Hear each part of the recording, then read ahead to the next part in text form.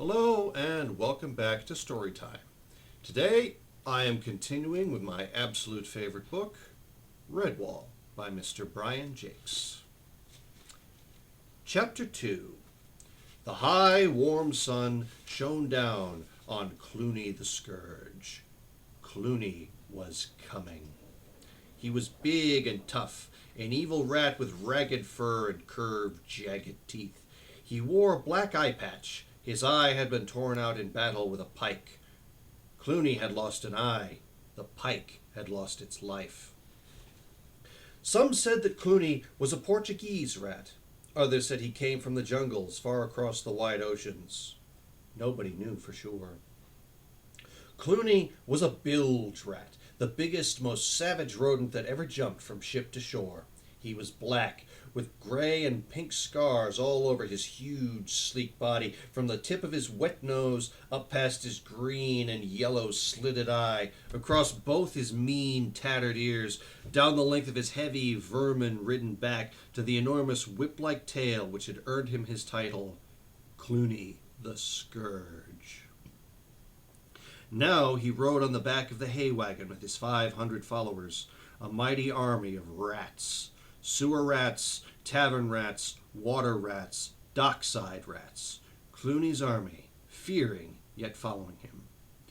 Redtooth, his second in command, carried a long pole. This was Clooney's personal standard. The skull of a ferret was fixed at its top. Clooney had killed the ferret. He feared no living thing. Wild-eyed, with the terror of rat smell in its nostrils, the horse plunged ahead without any driver. Where the hay cart was taking him was of little concern to Clooney. Straight on the panicked horse galloped, past the milestone lodged in the earth at the roadside, heedless of the letters graven in the stone. Redwall Abbey, 15 miles.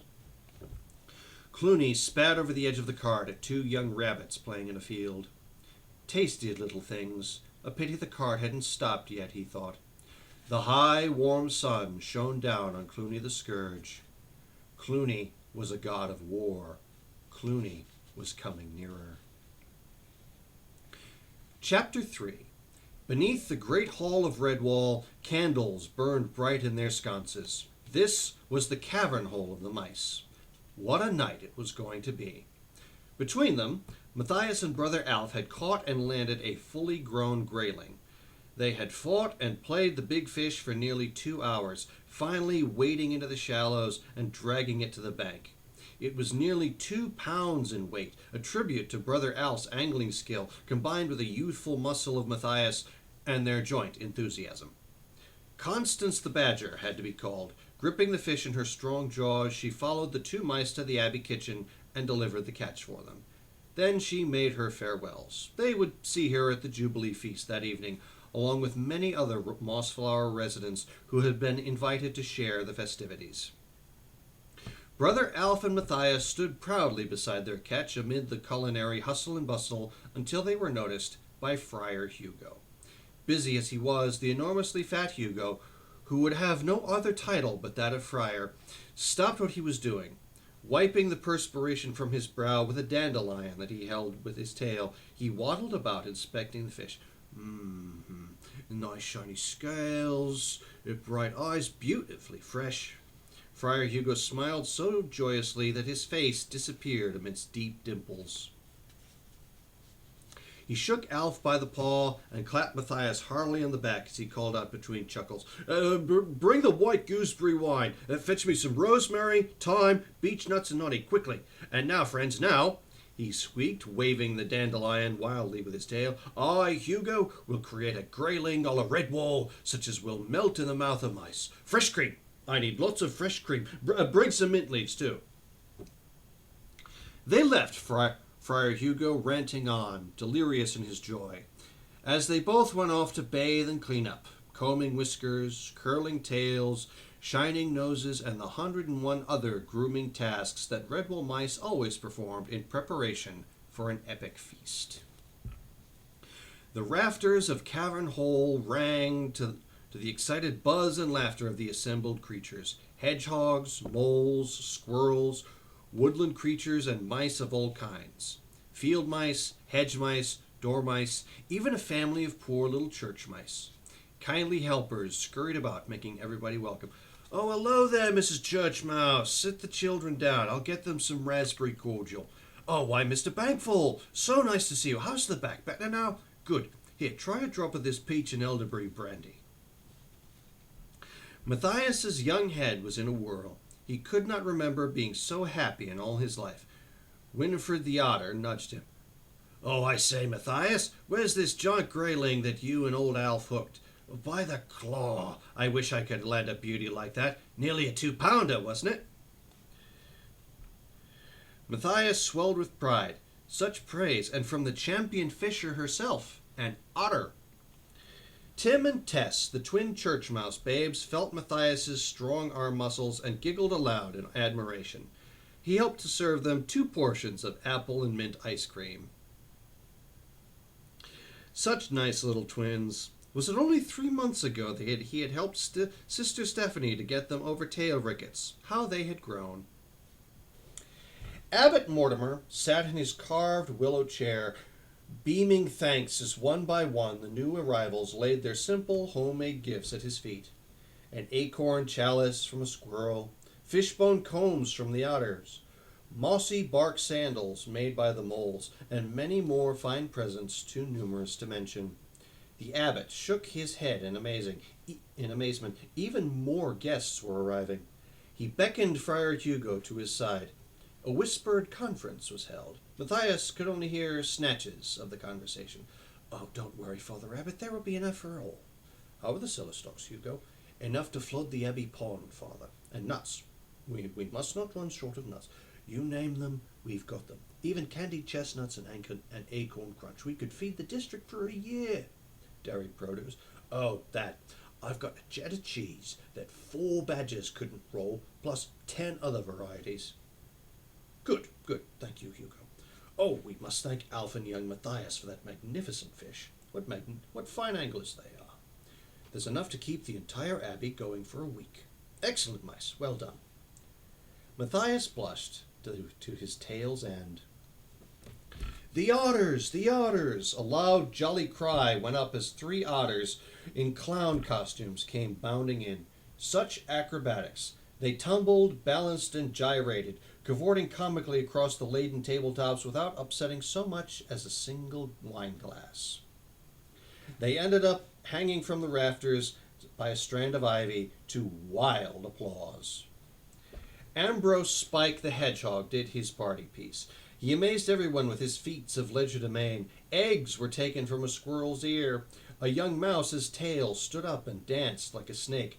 The incredible vanishing shell trick was performed in front of a group of little harvest mice who kept squeaking, "He's got it hidden in his prickles." But had he? Ambrose made a few mysterious passes and produced the shell straight out of the mouth of an awestruck infant mouse. Was it magic? Of course it was. All activity ceased as the great Joseph bell tolled out 8 o'clock from the abbey belfry. Silently, all the creatures filed to their allotted places. They stood reverently behind the seats with heads lowered. Abbot Mortimer rose and solemnly spread his paws wide, encompassing the festive board. He said the grace. "Fur and whisker, tooth and claw, all who enter by our door. Nuts and herbs, leaves and fruits, berries, tubers, plants and roots, silver fish whose life we take, only for a meal to make." This was followed by a loud and grateful Amen. There was a mass clattering of chairs and scraping of forms as everyone was seated. Matthias found himself next to Tim and Tess on one paw and Cornflower Field Mouse on the other. Cornflower was a quiet young mouse, but undoubtedly very pretty. She had the longest eyelashes Matthias had ever seen, the brightest eyes, the softest fur, the whitest teeth. Matthias fumbled with a piece of celery and self-consciously turned to see if the twins were coping adequately. You never could tell with these baby church mice. Brother Alf remarked that Friar Hugo had excelled himself as course after course was brought to the table. Tender freshwater shrimp garnished with cream and rose leaves, deviled barley pearls and acorn puree, apple and carrot chews, marinated cabbage stalks steeped in creamed white turnip with nutmeg. A chorus of oohs and ahs greeted the arrival of 6 mice pushing a big trolley. It was the grayling. Wreaths of aromatic steam drifted around cavern hold. The fish had been baked to perfection. Friar Hugo entered with a slight swagger added to his ungainly waddle. He swept off his chef's cap with his tail and announced in a somewhat pompous squeak, "My Lord Abbot, honoured guests from Mossflower area, and members of the Abbey. I wish to present my pièce de résistance." "Oi, get on with it, Hugo!" After some icy staring about to detect the culprit and several smothered sniggers from around the room, the little fat friar puffed himself up once more and declared firmly, "Grayling a la Redwall." Polite but eager applause rippled around as Hugo sliced the fish and placed the first steaming portion onto a platter. With suitable dignity, he presented it to the abbé, who thanked him graciously. All eyes were on the Father Abbot. He took a dainty fork loaded precariously with steaming fish. Carefully he transferred it from plate to mouth. Chewing delicately, he turned his eyes upwards, then closed them. Whiskers a-twitch, jaws working steadily, munching away, his tail curled up, holding a napkin which neatly wiped his mouth. The abbot's eyes reopened. He beamed like the sun on midsummer morn. "Quite wonderful, perfectly exquisite. Friar Hugo, you are truly my champion chef. Please serve our guests your masterwork." Any further speech was drowned out by hearty cheers. And we shall continue next time.